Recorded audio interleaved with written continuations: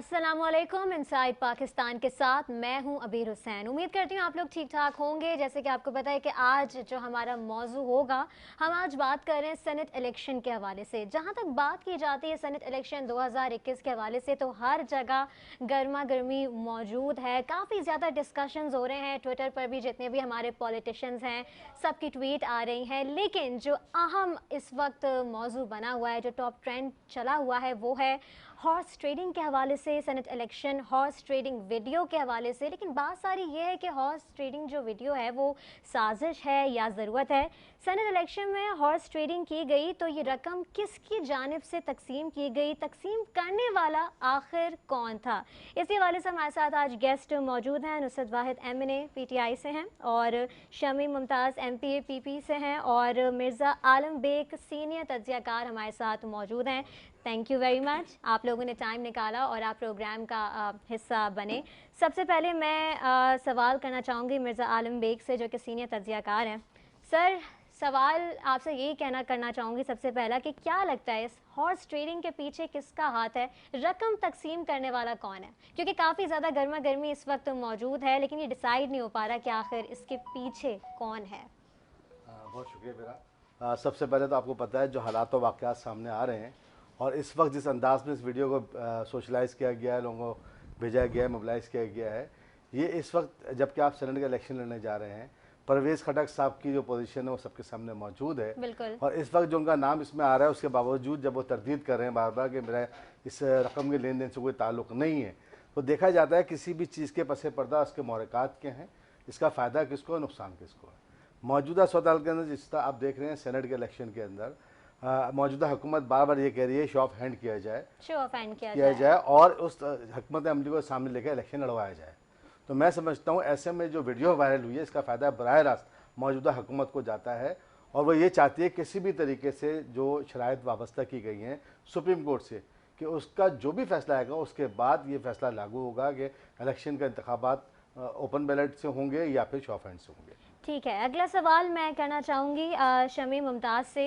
नासिर हुसैन शाह ने एक बात ये कही है कि बिल्ली जो है वो थैले से बाहर आ चुकी है। PTI के उन लोगों को टिकट्स दिए गए हैं जो शायद इस टिकट के मुस्तहिक नहीं थे।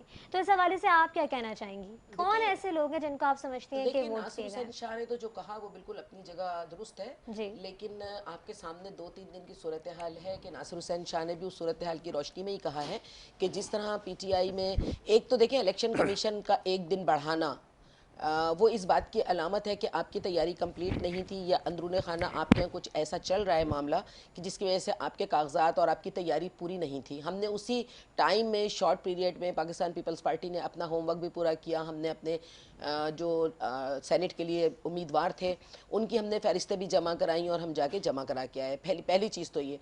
दूसरी ये कि आपके अपने लोग ही मुतमईन नहीं हैं कि जिस तरह KP में भी हुआ और जिस तरह अब सिंध में भी चल रहा है कि शकूर शाद जो हैं, और फिर अभी 7 बजे एक अहम प्रेस कॉन्फ्रेंस भी करने जा रहे हैं लोग।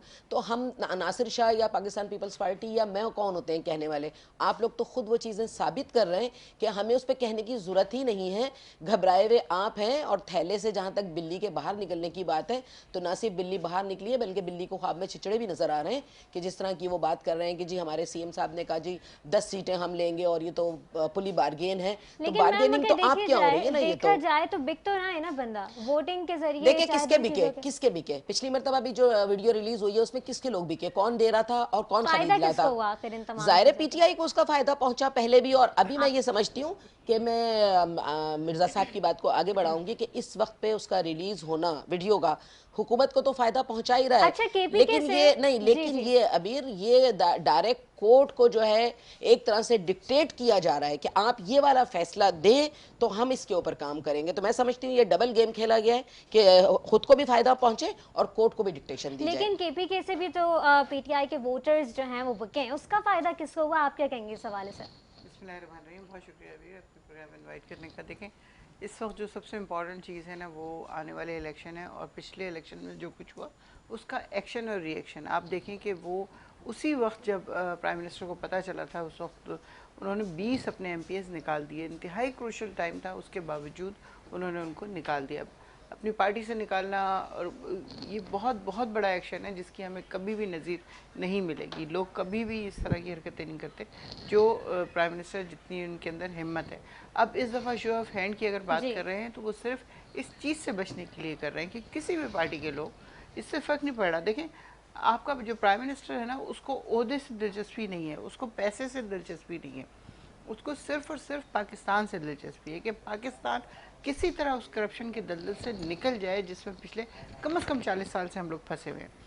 फंसे हुए तो हमेशा के मैम ये, एक बात बताएं, आपसे मेरा ये सवाल है, पीटीआई की हुकूमत को 2.5 साल हो चुके हैं, उस वक्त क्यों नहीं ख्याल आया जब आप लोग हुकूमत में आए, लेकिन अब जब इलेक्शन आए हैं, वीडियो मंजर यहाँ पर आई, अब तमाम तर कानून लागू होंगे, सुप्रीम कोर्ट के फैसले पर काम देखिए होगा बात सारा। ये है कि 2.5 साल किसी भी हुकूमत, किसी भी नेशन के लिए बहुत छोटी मुद्दत है, और 2.5 साल में ज़रूरी नहीं है कि हर चीज़ का ख्याल पहले आ जाए।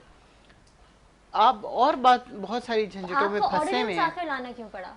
ऑर्डिनेंस इसलिए लाना पड़ा कि हम कोशिश कर रहे हैं कि सब कुछ ओपन हो, यानी कोई किसी को बेईमानी करने की जरूरत ना हो, चाहे वो हमारी पार्टी का है चाहे वो किसी और पार्टी का है।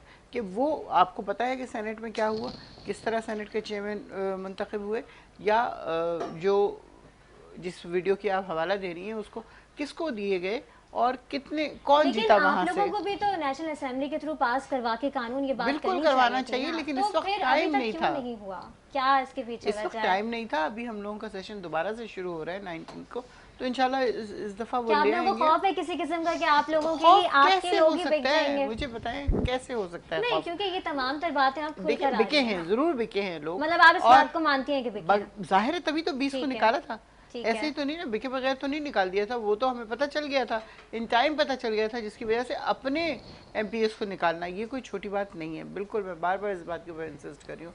अब इसलिए कर रहे हैं कि अब अगर कोई हमारी पार्टी का या किसी और पार्टी का बिकना चाहे तो वो बिक ना सके, क्योंकि जब आप एक पार्टी के वोट से जीते हैं और आप असेंबली में बैठे हैं या उसमें, तो आपका ये बिल्कुल ड्यूटी है आपकी कि आप अपनी पार्टी को दें। तो यानी कि आपको अभी भी ऐसा लग रहा है कि लोग बिक सकते हैं?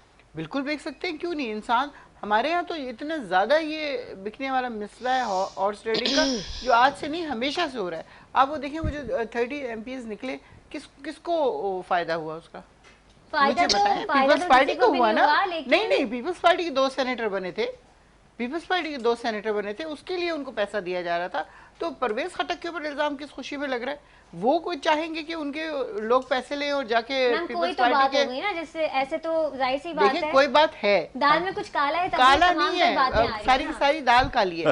एक्चुअली कहेंगे सवाल सर, आप बताएं, काफी देर से कुछ कहना चाह रहे हैं आप बताएं। बस मैं यही कहूँगा, देखें बात ये है कि अगर अब्दुल, ये जो 20 MPs निकाले गए थे और उससे वाकई पीटीआई ने कुछ सीखा था, तो इस वक्त जब टिकटों की तकसीम हुई तो उसमें बहुत बड़ा सवालिया निशान सबसे पहले पीटीआई की तरफ से आया, जिसमें शकबू शाह साहब प्लस अब्दुल कादिर साहब, ये फैसल वाडा की तैनाती और उनका जो सेनेट के लिए नॉमिनेशन है, ये एक बड़ा सवालिया निशान है।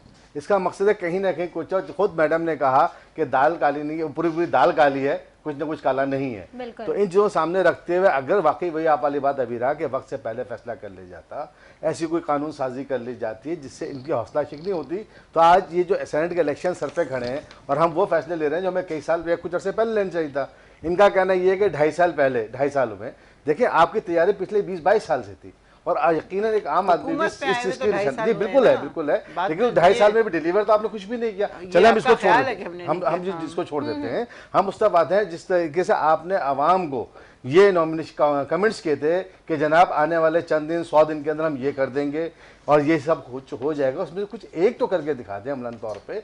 अदाद व शुमार जो है हफीज शेख साहब बैठे हैं, उनको पता है इसके लफ्ज़ों के बाजी कर रहे हैं, हर हुकूमत में उनकी शमूलियत इसी बुनियाद पे होती है कि 2 और 2 5 बनाने के वो एक्सपर्ट हैं। यही वजह है कि आज वो भी इस कैबिनेट में मौजूद हैं, आज वो सेनेट का टिकट भी दिया जा रहा है। तो एक सब मकसद है कि कहीं ना कहीं वो लोग बराह रास्त जो ऐसे लोगों का चुनाव करते हैं उसके जिम्मेदार हैं। तो सबसे पहले तो अपना एहतिसाब करें ना, आप अपना एहतिसाब करेंगे तो 20 या 30 या 10 MPs निकालने की जरूरत नहीं पड़ेगी आपको। दर हकीकत यह है कि पहले आप अवामी सतह पर उन लोगों तक बराह रास्त अपनी जड़ें मजबूत करें जो आपको कंधों पर बिठा के ऐवान और असेंबली में लाते हैं, जिनसे आपकी उम्मीदें वाबस्ता होती हैं। आज आप देख लें स्वतः उसके बरक्स है। यही वजह है कि इस वक्त जो फैसले हो रहे हैं वो जल्दबाजी का, इस वक्त जो मैं समझता हूँ जल्दबाजी का मुजाहरा किया जा रहा है बहुत सी जगहों के ऊपर।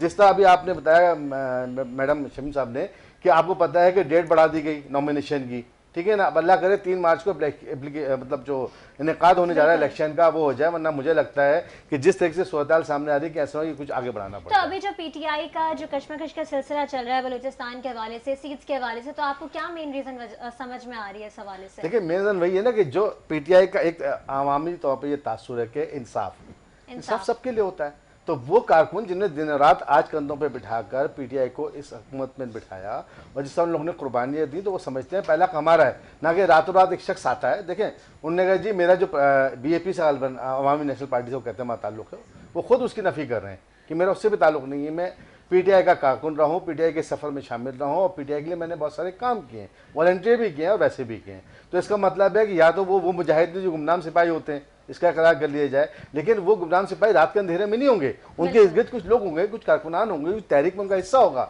वो कहीं नहीं दिखा। यही वजह है कि शदीद रद्द-ए-अमल का मुजाहरा सामने आ रहा है और पीटीआई को ना सिर्फ इस सीट पे बल्कि दीगर सीटों पर भी खुद अपना मुहासबा करके ये टिकटों की वापसी हो रही है। ठीक है शमी मुमताज़, मेरा आपसे ये सवाल है कि अभी भी अगर वोट बिकता है तो फिर अगला लाहे अमल क्या आप समझते हैं, क्या इख्तियार करना चाहिए? क्योंकि ऑपोजिशन को सेनेट में शिकस्त के आसार नजर आना शुरू हो गए, फिरदौस आशिक अवान ने कहा था, तो इस हवाले से आप क्या कहेंगे? देखिए पहली चीज़ तो ये कि जिस तरह अकबर बाबर ऐसा आवाज़ जो हैं इसके पीटीआई के बुनियादी मेंबर, बुनियादी रुकन, उन्होंने आज जिस तरह स्टेटमेंट दिया है कि अगर मैंने बता दिया कि मेरे पास किसका फ़ोन आया था जो कि सेनेट के चेयरमैन के लिए उनको कहा जा रहा है, तो ये हार्स ट्रेडिंग नहीं है तो क्या है?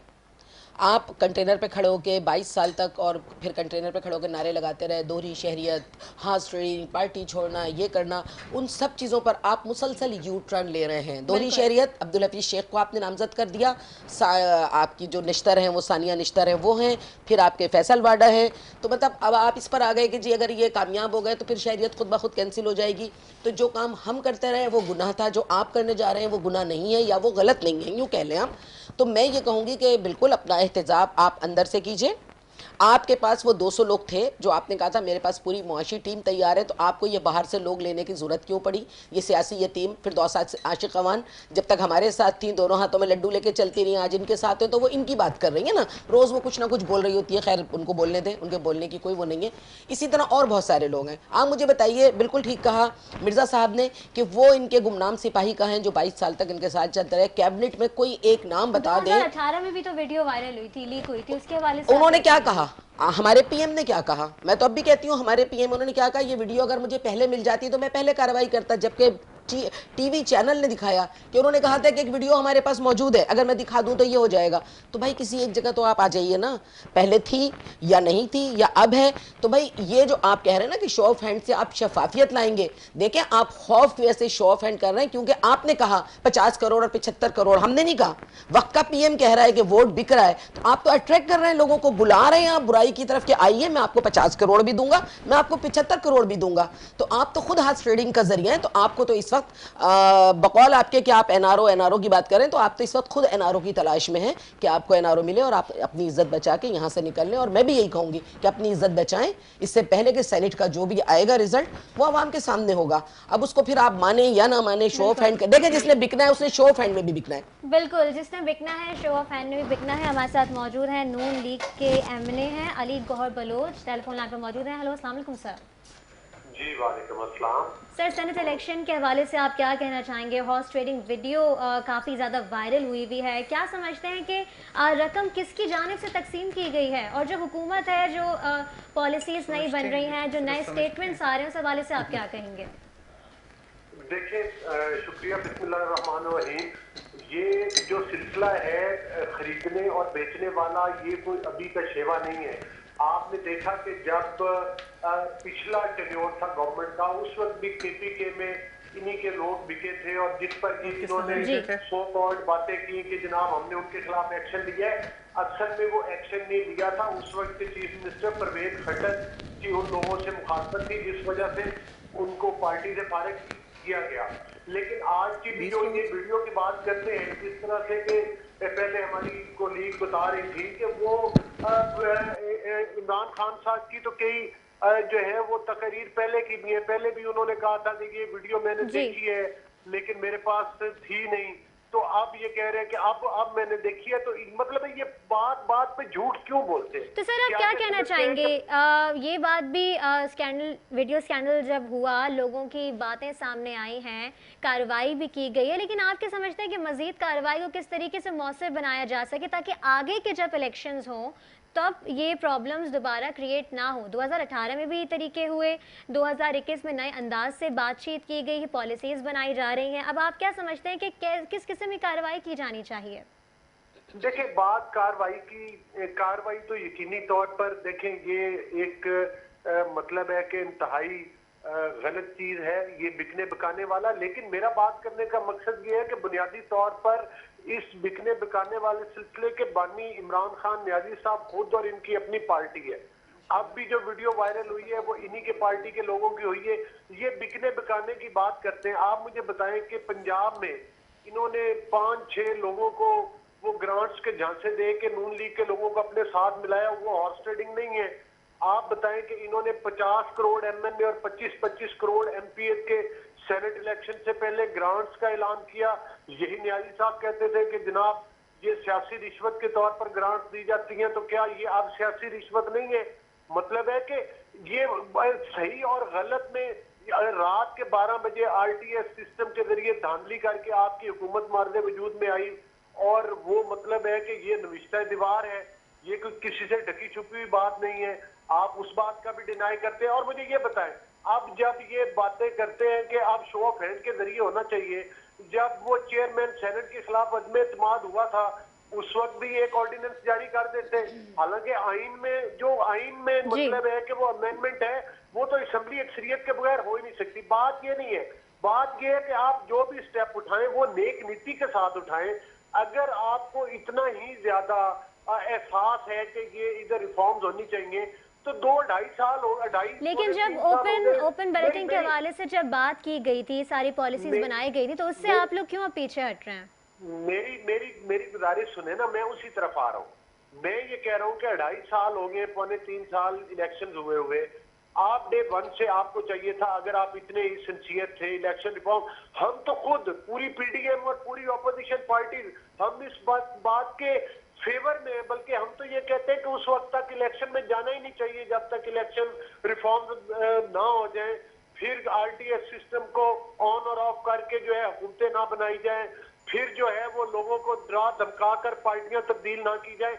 आज नियाजी साहब की काबीना देख ले, इसमें कौन लोग हैं? या आपको पीपल्स पार्टी के लोग नजर आएंगे, कुछ नून लीग के लोग नजर आएंगे, कुछ और सारी बाकी की काबीना जो है वो परवेज मुशर्रफ की है। मुझे बताएं नियाजी साहब की पार्टी के कितने लोग हैं? हम इलेक्शन रिफॉर्म्स के हक में, लेकिन उसका वक्त उस वक्त था, इन्होंने एक हमारे ऑपोजिशन के कहने पे एक कमेटी बनी असेंबली में, उसके बाद ना उसकी कोई मीटिंग कॉल की गई और ना इलेक्शन रिफॉर्म्स पर कोई बात की गई। आज चूंकि ये खाइफ है कि इनके लोग, मैं आपको एक हवाला दूंगा कि ये हमारे कौमी असेंबली के बजट सेशन के दौरान बेशुमार पीटीआई के लोग थे जिन्होंने हुकूमत की पॉलिसीज को क्रिटिसाइज किया और फ्लोर ऑफ द हाउस खड़े होकर जो है अपनी ही हुकूमत की पॉलिसीज की मुखालफत की, खासतौर पर मुआशी हुकूमत की। पाकिस्तान इस वक्त तारीख के बदतरीन मुआशी बहरान और एक इंतशार में से गुजर रहा है। आज पीटीआई के लोग भी समझते हैं कि कल को हम इनकी टिकटों पर नहीं जीत पाएंगे। ये अपने ही लोगों से खाइफ हैं कि वो इन्हें वोट नहीं करेंगे। अभी इमरान नियाजी साहब को सूट ठीक है सर, बिल्कुल आप सही कह रहे हैं। शमी मुमताज से मैं ये सवाल करूंगी, सर आपको आवाज आ रही है? निकाल दिया। अच्छा, अगर बात की जाए नुसरत भाई, मैं आपसे सवाल करना चाहूंगी कि बात की जाए इलेक्शन रिफॉर्म्स के हवाले से, तो क्या आप पीडीएम के साथ किसी किस्म की डायलॉग, किसी किस्म की गुफ्तगू बैठना चाहेंगे अगर बात की जाए इस हवाले से? देखिए, पीडीएम तो खैर नहीं, लेकिन अदरवाइज अपोजिशन जो है इनके साथ हमारे so why not with PDM? क्योंकि पीडीएम में कुछ लोग ऐसे हैं जो असेंबली में नहीं हैं, तो जाहिर है उनके साथ बातचीत करने का कोई फायदा नहीं है। वो लोग जो असेंबली में नहीं है वो क्या रोल अदा कर सकते हैं, आपको भी पता है और मुझे भी पता है। वो सिर्फ इसलिए कि वो चूंकि असेंबली में नहीं है इसलिए वो सारा शोर हंगामा हो रहा है इस वक्त। दूसरा ये कि जहाँ तक मुज़ाकरात की बात है वो हमारी पार्टी मुसलसल कर रही है। अभी कुछ दिन पहले भी लास्ट सेशन से कुछ दिन पहले इन लोगों की मुलाकात हुई है, 6 या 8 घंटे की मुलाकात हुई है। लेकिन पीपल्स पीडीएम में पीपल्स पार्टी भी है, मुस्लिम लीग, तो यही अर्ज कर रही हूँ, जो लोग हैं उनसे तो बातचीत हो रही है। नहीं तो आप क्या क्या रिफॉर्म्स आप करना चाहेंगे उनके साथ बैठकर? क्या रिफॉर्म्स, हम यही तो रिफॉर्म है जो करना चाह रहे हैं कि ओपन एंड हो सारी चीज। ये इससे बड़ा और क्या तो होगा? असेंबली में ये करें ना, आप खुद लोग असेंबली में क्यों नहीं करते? असेंबली ऑर्डिनेंस में भी क्यों आ रहा है? असेंबली में भी करेंगे। अब हम टाइम है हमारे पास। आप क्या कहेंगे तो इस हवाले से? क्योंकि ये देखें, ये जो भी बात है वो मुझे कंप्लीट कर लेने जी। दें कि हम लोग बातचीत जब इनके साथ करते हैं, जैसे अभी बिल्कुल रिसेंट छोटा सा बता रही हूँ आपको, तय ये हुआ था कि एक इनका अपोजिशन का एक करेगा, फिर दूसरी अपोजिशन का करेगा, और फिर हमारी पार्टी की बारी आएगी स्पीच करने की, जब बात करें। इन दोनों ने किया, और जब हमारी बारी आई ये बाइकआउट करके चले गए, या ये प्ले कार्ड उठा के सीटियाँ असेंबली में ला के इतनी ज़ोर ज़ोर से विस्लिंग करते हैं कि हैरत होती है कि ये असेंबली है या मछली बाजार है। तो इन लोगों से बातचीत हो नहीं सकती। तो बातचीत ना होने अब का ये जरूरी है क्या कि प्राइम मिनिस्टर आए और वो हाथ मिला? प्राइम मिनिस्टर क्यों आए? मुझे बताएं। स्पीच करते हैं और चले जाते हैं। नहीं, वो उनको आप मुझे मुझे बताएं कब स्पीच करने दिए? कब एक स्पीच की है उन्होंने अभी तक? सोलो जिसे कहना चाहिए कि जिसमें कोई उन्होंने कभी ऑपोजिशन की स्पीच सुनी? नहीं, मुझे सिर्फ ये बताएं। वो तो अपने वहाँ ऑफिस में बैठे होते हैं, सारा कुछ देख रहे होते हैं और सुन रहे होते हैं। असेंबली के अंदर उनका ऑफिस है, असेंबली में बैठे, लेकिन असेंबली में इसलिए नहीं बैठते कि वहाँ टाइम जाया होता है, वहाँ पे कोई काम की बात नहीं हो रही होती। पहली स्पीच पे आपको पता है कितना हंगामा हुआ है, किस कदर इन लोगों ने शोर शराबा किया। उसके बाद दूसरी दफा, तीसरी दफा, चौथी दफा उन्होंने खुद स्पीच की जिसमें ये बाइकआउट करके जा चुके थे, इसलिए वो स्पीच कंप्लीट हुई, वरना कभी कोई चीज कंप्लीट नहीं होती। जॉइंट सेशन होता है जिसमें पूरी उसके लोग आए हुए होते हैं, फोर्सेस के भी, लेकिन इनकी तो बिल्कुल सवाल ही पैदा नहीं होता कि ये लोग किसी तरह का आराम से बैठ जाएं। इतना शोर, इतना हंगामा कि वो इजलास में बस ऐसे ही हो जाता है, खत्म। अभी सबसे पहले तो मैं अपनी बहन को कहूंगी कि थोड़ी सी माजरत कर लें कि उन्होंने कहा कि असेंबली में टाइम जाया होता है। टाइम हम सब नहीं देखें, हम आवाम के टाइम जाया होता है। वो कौन है? वो प्राइम मिनिस्टर है, मुंतखब नहीं। ये बात गलत है। देखिए ये बात गलत नहीं, बिल्कुल गलत। इससे पहले के वज़ीर आज़म मुस्तकिल आते थे, यूसुफ रज़ा गिलानी आते थे, और इनके प्राइम मिनिस्टर ने कहा था, नहीं नहीं, इनके प्राइम मिनिस्टर ने कहा था कि मैं हर 15 दिन के बाद आया करूंगा। नहीं, ये गलत है, गलत बात है बिल्कुल। देखिए ये आवाम के वोट की नहीं, असेंबली में तो बैठे होते हैं, बिल्कुल गलत है, बिल्कुल गलत बात है। ये हमारा भी देखा है कि वो अपनी स्पीच करते हैं, चले जाते हैं। इसका मतलब आवाम की इनकी नजर में कोई अहमियत नहीं है। क्यों? उनको आवाम मुंतखब करके लाई है, ऊपर से तो नहीं है। ये बात मतलब फिर वो ऊपर से स्पीच करने से आवाम के पॉलिसी बनाए ना, वहाँ बैठकर पॉलिसी मेकिंग हो रही है, वहाँ पर आप आवाम की किस्मत का फैसला कर रहे हैं। आप बिल्कुल जगह कह रहे हैं, बिल्कुल नहीं, बिल्कुल देते हैं हम, क्यों नहीं देते हैं? बिल्कुल देते हैं हम। मुमताज साहबा ने जो निशानदेही की है बिल्कुल ठीक सही की है, और ये गलत बात है बिल्कुल कि असेंबली जो है ना उसको आप इस तरह हो से जाती है तो उस पर माजरत करना या अपना जो मोटिव है बयान करना वो बिल्कुल सही है। बात ये है कि जिसके लिए हम बात कर रहे हैं वो इस मुल्क का सरबराह है, उसमें इतनी कुव्वत, इतनी ताकत होनी चाहिए, इतनी विल होनी चाहिए कि जब असेंबली के फ्लोर पे जाता है तो वहां जाके अगर अपोजिशन को यार एक अपोजिशन को बर्दाश्त नहीं कर सकते तो आप अवामी मसाइल को क्या करेंगे? आज अभी तक कोई रिफॉर्म्स करने में नहीं कामयाब हो सके। ये बात बिल्कुल आपकी बात की मैं तायद करूंगा कि आप कह रहे हैं जी सुनते नहीं है। देखिए बात ये है जिस असेंबली में बैठे हो, असेंबली का तकद्दुस जो है आज वो है कहाँ? आज जिसका आप देखिए दोनों जमातों की बात कर रहे हो, चाहे अपोजिशन हो या मौजूदा हुकूमत हो, इनके नुमाइंदे जब टीवी पे आते हैं इनकी आप गुफ्तगू तो सुन लें। इस वक्त सबसे बड़ा मैं इस टाइम इस बात का जिम्मेदार ठहराऊंगा पीटीआई को कि इनके जो भी लोग आगे गुफ्तगू करते हैं उसका आगाज ही गैर तहजीबी, गैर अखलाकी होता है। तो मैं ये समझता हूँ इस चीज की बुनियाद की वजह से वो फ्रस्ट्रेशन एनी टाइम जब उनसे बात की जाती है तो इस वक्त मैं समझता हूँ आवाम के नुमाइंदे आपकी बात में एक जुमला बढ़ाऊंगी जो यहाँ जरूरी है। देखिए हुकूमत होती है बर्दाश्त करने वाली, अपोजिशन होती है अटैक करने वाली, हमेशा हर दौर में, चाहे हमारी गवर्नमेंट हो या नून की हो। हमारा काम जो है हम करेंगे। आपका हौसला क्यों नहीं इतना बुलंद कि आप बैठ के सुने कि वहां पर क्या हो रहा है? सुनते हैं वो नहीं, कोई नहीं सुनते। वो उन्होंने कहा था मैं हर 15 दिन बाद आया करूंगा, कहाँ है उनका वो जुमला? ब्रेक के बाद वापस आएंगे, हमारे साथ रहिएगा।